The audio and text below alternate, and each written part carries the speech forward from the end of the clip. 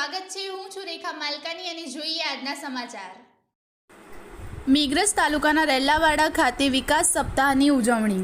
રેલાવાડા કૃષિ વિકાસ સપ્તાહ મુજબ એપીએમસી ખાતે તાલુકા વિકાસ અધિકારી રાકેશભાઈ પટેલ, તાલુકા પ્રમુખ જયાબેન મનાત, નાયબ જિલ્લા વિકાસ અધિકારી આત્મા પ્રોજેક્ટ વિપુલભાઈ, દાંતીવાડા યુનિપીડી પટેલ, તાલુકા યુવા ભાજપ પ્રમુખ અનિલભાઈ પંચાલ, યોગેશભાઈ પટેલ, જયદીપસિંહ રાઠોડ, જગદીશભાઈ પગી, કનુભાઈ મનાત, ખેડૂતો, ગ્રામ સેવકો, આત્માના ફાર્મર ફ્રેન્ડની ઉપસ્થિતિમાં બાળાઓ દ્વારા સ્વાગત ગીત બાદ દીપ પ્રાગટ્ય અને ટીડીઓએ સ્વાગત પ્રવચન કરેલ।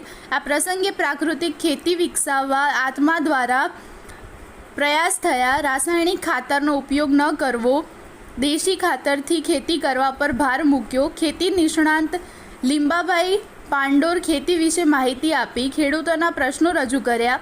રાસાયણિક ખાતર મળશે ત્યાં સુધી પ્રાકૃતિક ખેતી થવાની નથી। આ પ્રસંગે સાધન સહાયના ચેક વિતરણ કર્યા। નિગમના બિયારણો સમયસર મળતા નથી, ખરા સમય ખાતર નથી મળતું, ખાતરની સાથે નીમ યુરિયા લિક્વિડ ફરજિયાત લેવું પડે છે। નશામુક્ત ગુજરાત માટે પ્રતિજ્ઞા લેવામાં આવી। આભાર વિધિ વિપુલભાઈએ કરી।